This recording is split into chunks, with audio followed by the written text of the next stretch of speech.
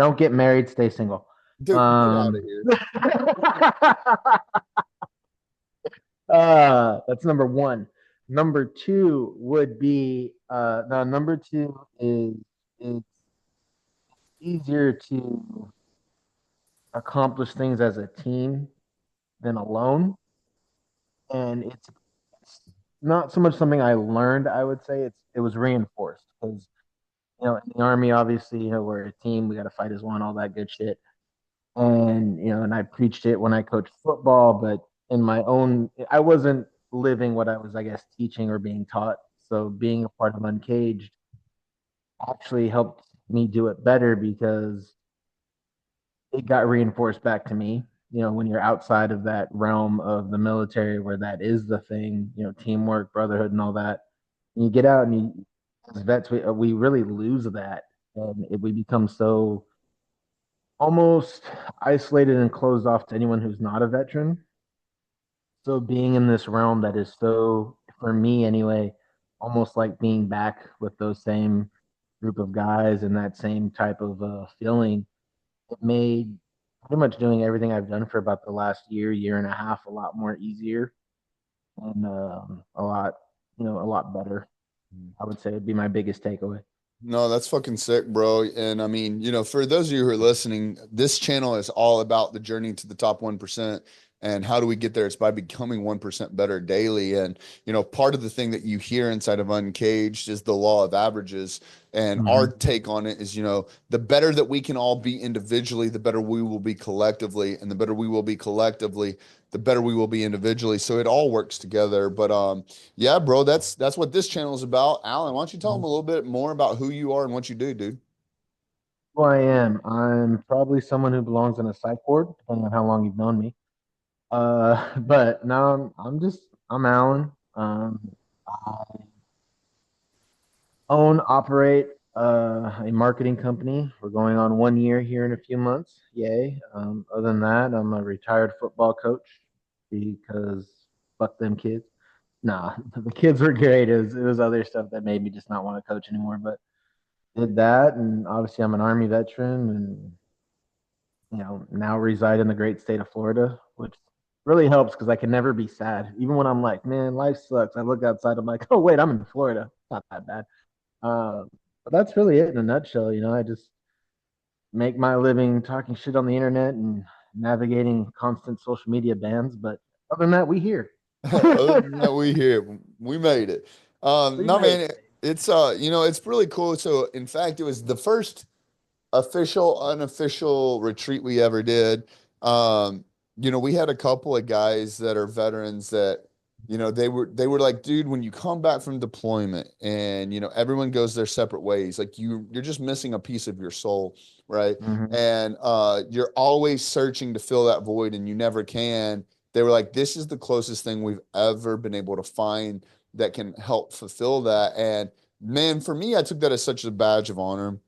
I'm not Mm-hmm. gonna sit here and have this conversation. Oh, I was gonna enlist, but uh, I love but those ones. oh, dude, I'm not even a veteran, and they fucking annoy me. But like for me, it was that was such a prideful moment to know that like that we're headed in the right direction because to your point, and this is what I want to kind of dive in with you. It's funny because like you come from, for lack of better terms, having that drilled into your brain, right? Like it's a team, it's a team, it's a Mm-hmm. team effort, like one mission, right? And it's you not only did you have that from your career at the time with your, extent in the military, but then you became a fucking coach, right? And so then Mm-hmm. here you are now preaching it. So you got both sides of it, completely different ends of the spectrum. And then it's like you jump into entrepreneurship and it's like fucking everything you learned went out the window. So let's Right. Yeah. let's talk a little bit more about like what you mean by that because like I've got my own opinions on Mm-hmm. how we can handle this and what that looks like. But I want to hear from you. Like, what was that kind of journey like where it's like, all right, military, like you fucking get it drilled into your head. And then it's like you're the drill sergeant now, like teaching these kids who are young men Right. stepping into adulthood. Mm-hmm. And then boom, it's like it's fine. We're fine. Everything's on fire, but we're fine. It's like, Right. well, Yeah. I'm just going to try and be a lone wolf now. So what was that journey like for you? Well, even before that, like playing sports, I would say I probably wasn't the best at teamwork, like, be whatever fucking type of thing. I didn't really buy into it. And I think a lot of that, as like a side note, comes from who teaches you. I didn't really, obviously, you have your friends on the team, you want to do, but I probably wasn't the biggest buyer into it in my youth until I joined the army. And as I told my own players, I said, look, dude, I learned brotherhood and teamwork. And he fucked up someone. That's just of essentially how it goes for us with teamwork. If I don't do my job, now this guy doesn't do his job. Like you guys not doing your job, okay, we fucking lose yards, we turn the ball over. Life goes on in a way. Um, but really the teamwork and brotherhood aspect really got driven home in the army. And that's when I really, like I said, you learn you don't fuck up, people die. It's serious out here, especially when you're deployed. Not saying I didn't do have my share of fuck ups, or you're going to when you're 18, 19, even at 33. They never stop. But I really got driven home in that, and that's when I really started to buy in and see, I guess, say the bigger picture. And then, obviously, I get out, I start coaching, and then now I had a deeper level of that experience and knowledge and belief in it. Teaching it to the players was a lot easier because I was able to be like, look, this is how it works. This is what it achieves, blah, blah, blah. Common goal, all that stuff. It was a little bit easier, in my opinion, to teach it at that point, having seen it at the highest level. Um, and then once, like you said, entrepreneurship, and this is actually something I think is a very, from what other vet business owners have talked with me about, we think we can do it all. We're just because we're so used to operating in a certain way, it's almost like an unspoken code amongst ourselves. Where if I say, "Hey, I need this done," it meant I need it done right now, not next week. So having to navigate, and I'm not, obviously I have a good team around me, with what we accomplished in the company, but it was me learning I have to have faith again as the team, have to put the trust for them to get that done so I can do my part.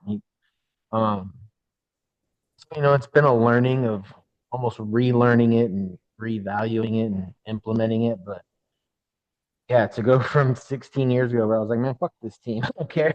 All of a sudden it's like, it's a team, baby. It's a team. Team's got to do it. No doubt, man. So it's a wild ride. Right. And I mean, honestly, too, it's uh, thinking about, so I've talked about this a few times. I don't know why like Americans are the last to figure this out, right?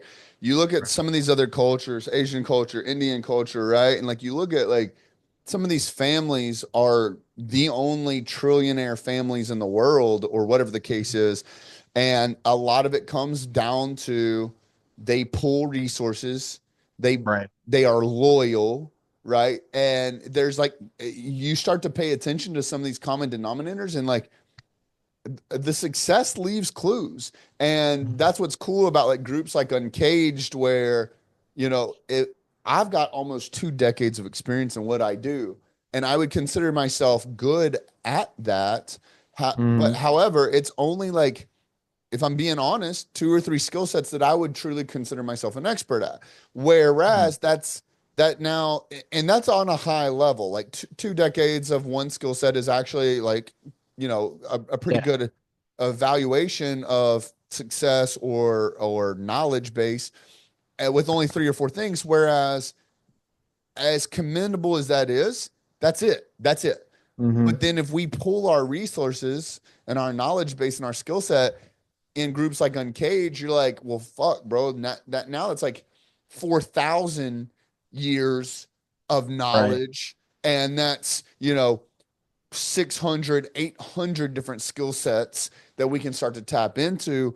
And I mean, learning this in the military, whether that be specific types of soldiers, or learning this in sports, where it be Mm-hmm. specific positions. And then now here we are in entrepreneurship, where it's specific skill sets. So I think that that's Right. something super powerful to take home for sure. No, absolutely. Because like, in the military, obviously we joke, right? We're the infantry. We're the most important because we kill everybody. Blah blah blah. Yeah, but it's like, hey, we still need the fucking supply guys to make sure we have shit to do. Like, we Yeah. need the mechanics to make sure our fucking trucks work. Like, it all ties in, even though we like to fucking rag on each other. And then, like you said, with sports, everyone, undervalues your offensive line until your quarterback's getting sacked every 5 seconds. And then I'm over there throwing my clipboard, yelling at everybody. I'm getting yelled at because we're not moving the ball or whatever the case is. So, it all ties in. And like you said, like you were talking about how they all pull in and, you have five brothers living in a mansion, all making, 250,000, but collectively they make 2 million, whatever the numbers are. They just pull it all together as one to invest and do everything. And I wouldn't say America is, I mean, I would say we're the last to know, but I just think that comes with just the culture we have and the way our society is. Like, if you look at these other countries where, say your grandma is at a certain age, it is almost expected that someone takes them in and cares from here. We fucking throw them in a home and pay, you know, or you know what I mean, and fucking the grandkids split the rent for it or whatever the case is, and things like that. So it's again, it's just a culture thing. I think we're so used to the American dream could be achieved by yourself, and as we're slowly learning it can, but it does take a team. Like I think we say a lot in Uncaged, we hate the term self-made. Like, no, motherfucker, there's always a team to help you. Like, you may be the face of it, but I guarantee you there was three assistants, a fucking dude who ran the, you know what I mean? Like, there's always a team behind them, no matter how they like to say it. uh, so it's the last to know, but I just think that's just, like I said, how our society and culture has been, that it's just almost outside the norm to think that way. Yeah. No, I agree with that 100%, man. And that's also like where like setting your ego aside really does Mm-hmm. come to, because it's like, I don't know the exact numbers they use, but it's like, oh, well, would you rather have 100% of a grape or, 20% of a watermelon or whatever the case, you can use whatever analogy you want. Right. And that's what's been really cool about like seeing Uncaged come together is like, at first, maybe when you first join, there is ego involved and Mm-hmm. you're abrasive. You don't know what to expect. Like you're defensive, you're Mm-hmm. offensive, right? Like whatever the case is. And it's not until like at some point it clicks where you start to realize that there's guys that are giving value to you Mm-hmm. that don't care where you came from, that don't care what you have, that don't necessarily want anything from you, but to see you win because they understand that if we can sit down at a table together and we can all focus on improvement and understand that no matter what, statistically and logically, we're not all going to be batting 1,000. So, like, Right. we're going to have some shitty days. And so, there might be some shitty days where, like, I'm cooked. I can't get shit done. I don't know what's going on. I've just completely burnt the candle at both ends mentally. I don't know what to focus on, but I see an opportunity to help Alan.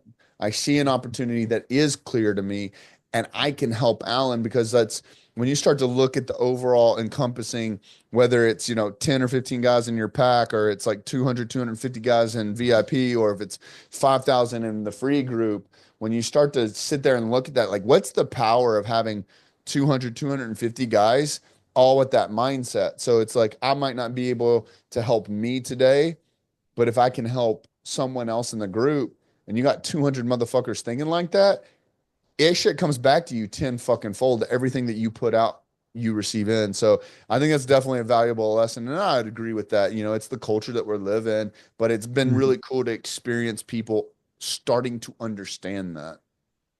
No, it really is like, and even if it's not to that extent, right? Like, I know I think it's me, you, Jules, like we all joke, oh, we're all just gonna live together and blah blah blah. Like, even if it's not that extent, even just having the network that we have, I think is the next best thing because it becomes easier. Like you said, I may be fucking shot today, but it's like, oh, Zach needs, I can do that. Or I can, I got enough bandwidth to throw my 2 cents in on this problem, something like that. And then it helps that person because sometimes, and as you'll know, whether it's in marketing or whatever, you're fucking looking at the problem for so long that your brain just doesn't see the solution. And then you give it to someone else for 10 seconds and like, oh, this is the answer. And you're like, fuck, you're right. Why didn't I see that? So Mm. it helps you relieve because it's not all on you. You can go, like you said, to the 200 people in the VIP or, even if you have that little group within the group, which always happens. It doesn't never. But your little trusted own circle is like, fucking guys, I got nothing. Help me. And it's like the answer's two, and you're like, fuck, it is. You know what I mean? 100%, man. And and also too, to bring up that point, a lot of times as business owners, we're thinking like business owners. Mhm. And a lot of times, and this being in marketing yourself, like we really need to be thinking as consumers, right? Like, and so it brings an interesting, and because we talk about this a lot with the eclectic group of men that we have, there's Mhm. all different types of people, different personalities, different personas, like you name it, and different perspectives. And so it's really great. And that's the thing too, is one of the things that I've loved to see in Uncaged is it doesn't necessarily, if someone tells you something, it's not necessarily that they think it's their way or the highway or it's their one size fits all and what worked for them will 100% work for you, but it comes down to the effort. Whereas Mhm. if someone goes out of their way to at least try to point you in the right direction, again, they're not exactly expecting you to go down that same perfect path, but if it gives you some direction and you take action on that, and you might find out that their Mhm. way doesn't work, but because you already started going down that journey, you see another opportunity that runs parallel or branches off of that Right. journey, and you get to go and then try and try and try Mhm. again. So I definitely think that's something important as well. Oh no, yeah. 'Cause, I mean, even to that point, even if it's not like you said exactly how they did it, even if it's just, hey, go that way, Mm. you'll eventually find your way of doing it, right? Like the way Zach does marketing is probably not the way I do it, although maybe it is, but I should. Whatever. Um, but it's at least like, try going down that path, or at least, figure out which way fits you. Because you know, maybe you like doing it this way with content, and I'm like, I'm just gonna not do that, but I can do it kind of the same way, doing it this way, and it works for me. You know what I mean? But it Mhm. always helps because, like we said, you get those other perspectives, and Yeah, that other value from people where you're at, people above you, whatever, even people below you, if you want to look at it that way. You know, different perspectives and different value equals better results. And I think that's just something that comes across so well in the group. 100%, bro. And speaking of that, and like speaking of the journey, like let's talk about you, bro. Cause motherfucker, you ain't been like like you definitely came in and like you were like, hey, everything y'all are telling me to do, no, like kick rocks. Like, not necessarily like that, but like, you definitely had your own style and your own way of being fucking Allen, which should be celebrated, right? Like you're a Right. great fucking dude. You're a fucking goofball, but it's been an incredible journey because from my perspective, like you came in, and if I'm being honest, you probably had no idea what the fuck to do, how to act inside of a group like this. Maybe outside of the military, this is the first time you've ever done something like this.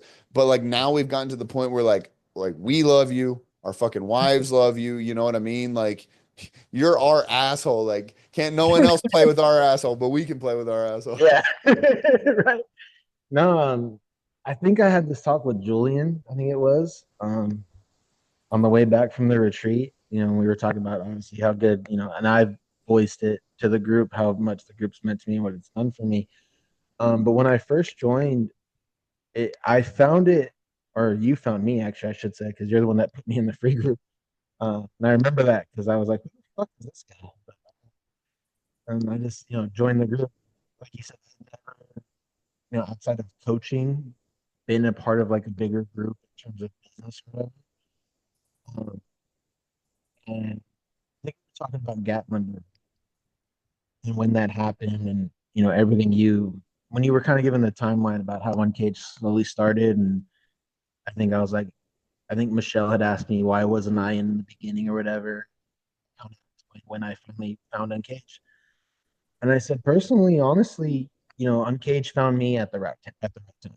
It was when I wanted to improve my uh, had I found it before that, I probably would have been like, yeah, fuck this, I ain't doing it. Like fuck you guys. Um, but I happened to find the free group at the right time. When I personally was starting my own self-development journey and finally starting to go into what I wanted, which was entrepreneurship and working for myself and being a better version of myself, all that, cliche shit we like to say. And yeah, when I first joined VIP, it was kind of sold on me by another guy who was a veteran, and he related that it was almost the same thing. And that's kind of all I needed to take the plunge. But to your point, when I joined, I was like, I don't know how to fuck. Is this one of those? We only talk business. You gotta be proper. I didn't really know Zach. I didn't really know the people. So I think the first week and a half, I was just like, I'll just sit here. I'll read the group chat. Okay. I'm not gonna say much. I'm not a millionaire. You guys all are. At least that's what I thought. And I don't know what happened. I don't know what the joke was, or something said something, and I was just like, "Well, saying, motherfuckers." We are right. Or if I don't say something fucked up, everyone's like, "Is he feeling good today? Like, is he here?" I was just like, "Fuck it."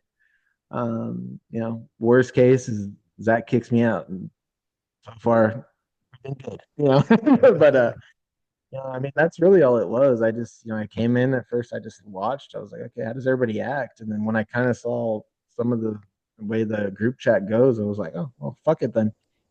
And I didn't realize I was the worst one, but here I am. No shit, bro. Well, let's talk about like, well, let's get some specifics too, because not to kind of throw business out there or nothing, but like and I actually don't know this side of it. Or I don't know either side of it. Honestly, I just know that this conversation happened. But when you first came in, you and Roden butted heads. Yeah. And then I think the story goes y'all got on a call and like now y'all are homies. So like what let's talk about that. Like what was that experience like? Uh, so the way I remember it, um, because of how I was, he saw it as I didn't embody what you wanted Uncaged to be.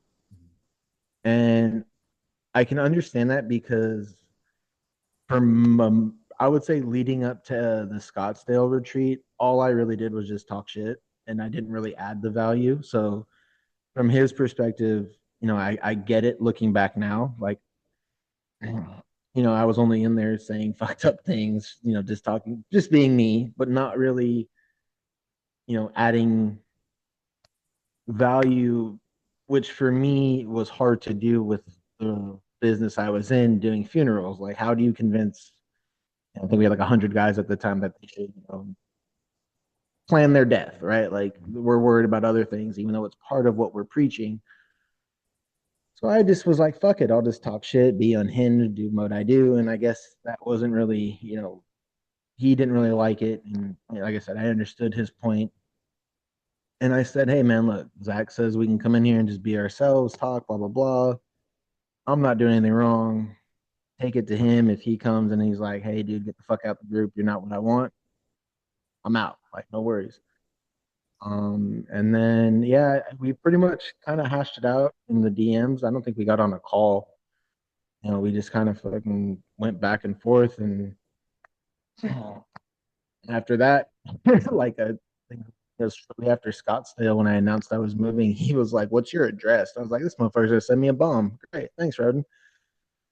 And no, he actually sent me, I should have wore him or at least brought him out, but he sent me two t-shirts. And one says walking HR violation. I'm not always an asshole. And it's like, just kidding, go fuck yourself. And he goes, I saw these and I immediately thought of you. And he sent them to me. So And it started obviously like in the moment. I figured, okay, if he feels this way, the group probably feels this way. So I kept expecting at some point the DM or the whatever from you to be like, hey man, like tone it down or get the fuck out. Which, like I said, I would have been like, all right, yeah, do whatever. You know, I'm not for everyone. I do that at the point of my life. You know, the way I am, and how I act doesn't appeal to the masses, and I'm fine with that. And so, but it never came. And like I said, we hashed it out, and like to your point, now we're cool as shit. Well, I don't want to dime us out, but there's times we'll be on the round table or whatever, just each other talking shit. Oh, No, no, funny that's because I think you made the point, and I've said this too about veterans or about like you kind of see we kind of go one of either way, right? A lot act like me, or a lot are like Roden or my brother-in-law. They're a little bit more straight laced, I guess you could call it. And then you have fucking guys like me that are like, you know, it's like what the fuck? Like, where does that even fit in? And you're like, oh, shit. no, y'all definitely are two different types of dynamics as far as like veterans go. And man, you know what I love about Roden, he's so protective over what we're building here. And Mhm. as are you, right? And Right. it's to your point, it is just different perspectives. And so and that's what I love to hear on the back end is like you guys coming together and understanding each other's perspectives, Mhm. maybe not agreeing 100%, but being able to communicate through that. And because that's the thing too, right? Like in fact, it was I've got a buddy that is pretty fucking decorated that's gone through some pretty fucking crazy shit, and he has told me some personal stories, and these are my favorite stories to so like retreats, you know, Uh, with a bottle of bourbon between us. Like I love getting these stories out of people, but like you know, he was telling me some of the most fucked up shit he's done on the like you know back stateside, and I was like, dog, what the fuck? And he was like, yeah, bro, like they train us to be fucking death machines. And like they expect us to come back into civilian world and just be like fucking saints. Like it's just that doesn't mhm. you know. So, anyways, like for you, it's like we have this like community where you're told to be yourself. Right. Right. And to some people that might it won't be the way that they operate Yeah. themselves, right? But what's cool about it is this is what I want to kind of get to next is because you had that safe place to be yourself and you saw that it wasn't like you weren't going to get shunned for being Allan, Mhm. you've had a huge transformation in the group, bro. Like, and you Mhm. got to the point where like you are a valuable member. The guys like hearing from you, and like even like in the Lexington retreat, you getting up, you know, on the fucking on the island and like giving your speech and stuff like that. Like it's been awesome to see that come to fruition. And you know, and of course, I look at you and Roden. I believe you know, both of y'all want the best from Uncaged. So it was cool to kind of see your version of the best of Uncaged and his version of the best of Uncaged. And then now where they've come to a mutual understanding, but like, you know, from someone that originally started to your point, kind of like, oh, I'm just gonna watch. Oh, I'm just gonna see where I fit in. Oh, like what's this gonna look like for me and my involvement in the group to the point now where you are involved, you are Mhm. at, you know, every retreat, you are speaking up and giving value. Like what was it that clicked for you? And was that something personal, or is that something like that had to happen in Allan Davis internally, or was that something that had to happen internally inside of Uncaged, where like you figured out where you fit in? Like what's all that look like? As like a general answer, I'd say all of the above. To get specific, um, obviously, like you said, I didn't know how it was gonna go. I personally thought, oh, I'll do VIP for a month. If I don't like it, fuck these things. I'll move on. No harm, no foul. Obviously, and clearly that hasn't been the case. But probably the biggest switch I would say was going to Scottsdale. Was probably when because that really got me. Because I was doing the funeral stuff only because I knew it. I didn't like it. Money was good if I sold whatever. But again, it was just one of those things. I knew the business, so all right, fuck it, whatever, I'll do it. Didn't like it. Even, Shane and Adam, my two partners in business, they could see it because I half-assed anything that came with it. Like, hey, we need to do this for it. And I'm like, yeah, whatever. So, uh, Scottsdale, being around everyone and, actually getting to meet everyone and, you guys are real. Like, like you're not in my head. I don't need to go to the psych ward this week. Cool. Um, and actually getting to, because we talk about it, I think, on the calls and in the group chat, this only goes so far, that feeling that, you know relationship only grows so much, on the screen or on the phone. So being around you guys and actually getting to understand that, like, okay, these motherfuckers are for real. Like, it ain't all bullshit in the DMs. It ain't, the round tables ain't bullshit. You're actually giving value, the sidebar conversations we have at these retreats and what comes from them, and then obviously, the bonding exercises we do, doing the side by sides in the desert and, you know, and then kind of after that was, I went to that retreat kind of like, oh, I'm either gonna get my ass whooped by fucking 40 guys or, or I'm gonna have a fun time. And when I left, I actually got really nice messages from a few of the guys about showing up, about being there and meeting me finally. So I was like, okay, cool. I fucks with this. I can ride here, And it really helped me on the personal side because I realized I needed to do something different. Uh, and I picked marketing and what faction does because it allows me to be me and already kind of naturally just disqualify people that don't want to work with me because it's like, hey, this is who you're hiring. Like, I'm not, I'm not hiding behind a fucking suit and tie and a lie. Me for however you want to take that.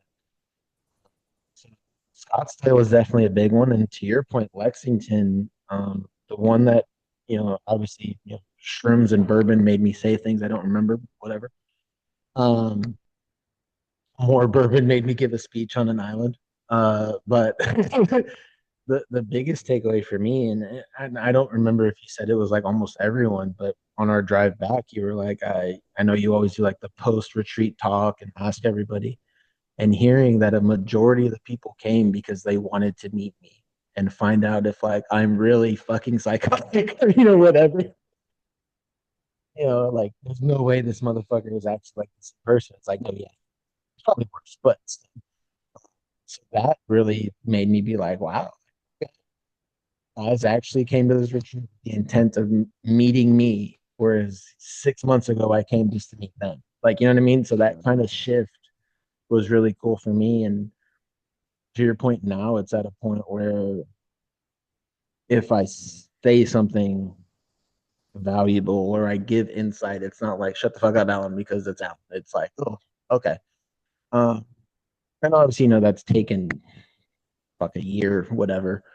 But to go from where it's just like, oh, I just say the outlandish thing to where now I can say the outlandish thing, but I can also say like, here's my view on, why this is happening to you or what you should do. And it's not like, 30 guys telling me shut up. They're all like, oh shit, that was actually a good point. Yeah. So yeah, I would say those were probably the big turning points, Scottsdale and Lexington for me. No, that's really fucking cool. Yeah, and I'm excited to kind of see, May, because you've been to some other retreats previously, like the couples retreat, which is was always fun. But like, you know, I obviously noticed that you loosen up at the men's only ones. So like if Mm-hmm. you were to kind of put this into perspective to your point, we had Scottsdale and then 6 months later you were a completely different person at Mm-hmm. Lexington.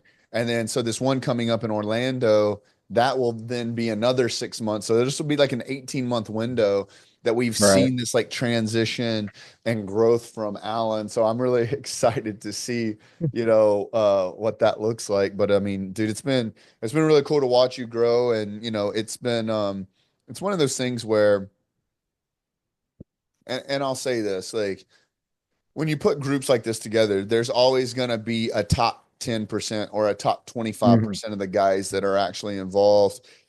And, it's been really cool to kind of see who those people are.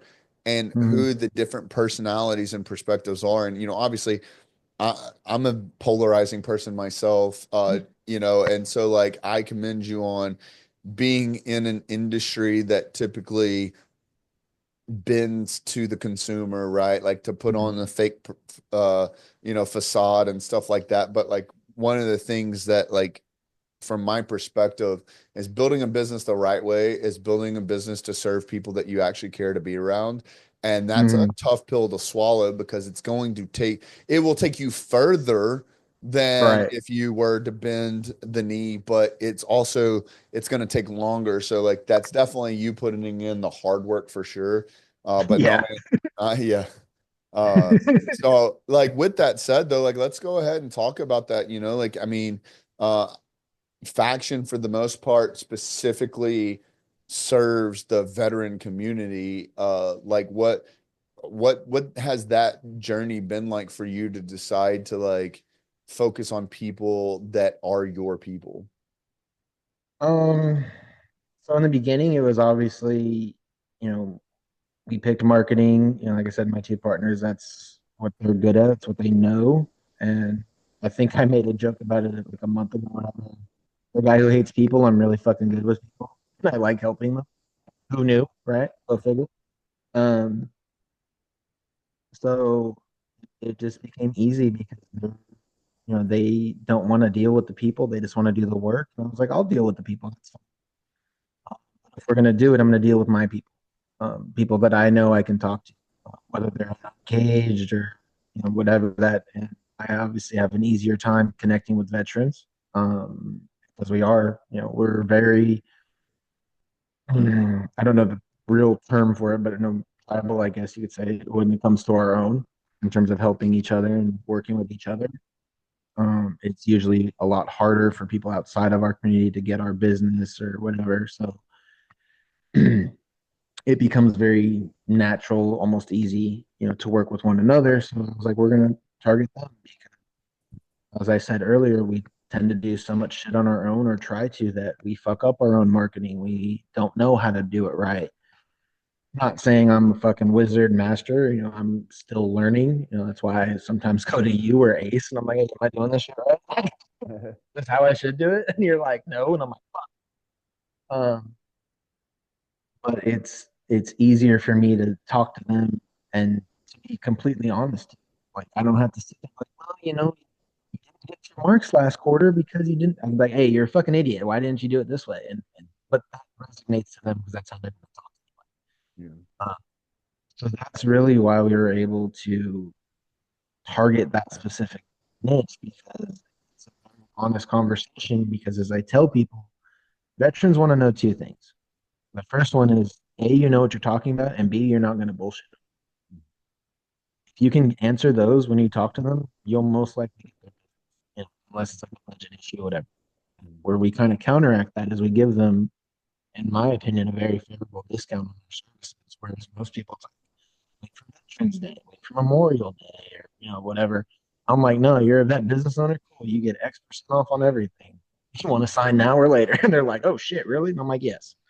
Uh, and that's just kind of my way of giving back to them Yeah. because I like to joke, everyone loves free pancakes. But what do you do in the other 364 days of the year for them? And if I can help one veteran business owner a year or a month, that's what I'm aiming at. I'm still working on it, obviously. That to me is a win. Like you said, the money will come. The doing it my way will bear fruit eventually. But right now we're just, in the words of Frank Sinatra, I'm doing it my way. I So. love it, bro. I love it, man. Well, you've obviously spent some time here with us today. Like, what is it that we can do to give back to you, bro? Oh man, like what you do and what you've already done. Not much. I mean, spread the word. We launched our own podcast last month. That's been doing really well. Very similar to this. We just everyone has a story, like you said. We love sharing it because your stories can inspire or help. You never know who's going through shit like you did or similar to it. outside of that, any vet, you know, you don't even have to fucking buy from us. We just love helping you with a consultation or letting you know where you're going wrong. Um, any no publicity is bad publicity, as they say. So just spreading the word out, fashion, help us out, and we love doing referrals. We're not opposed to kicking you back for hooking us up or whatever. I mean, and like I said, I mean, just continue to support, help the veteran if you see him. I guess that's really it. Nothing much. And also, if you see me banned again, just keep up the good fight for me. Jesus. No, man, dude, it's always great to help the veteran community. And at this point, it helps both sides of it. It helps a veteran-owned business. Well, it helps two veteran-owned businesses. So, always happy, to encourage, that and push referrals. So I appreciate you. Appreciate everything that y'all bring. I mean, obviously Shane is a huge part of the Uncaged community as well. So it's really awesome to see you guys working together. But, guys, if you enjoyed this, please give it a like, give us a comment, shoot us a share. That way we can get this kind of message out to more people like yourself that enjoyed it. So other than that, that was the Uncaged podcast. We appreciate y'all and we'll see you on the next one. Peace.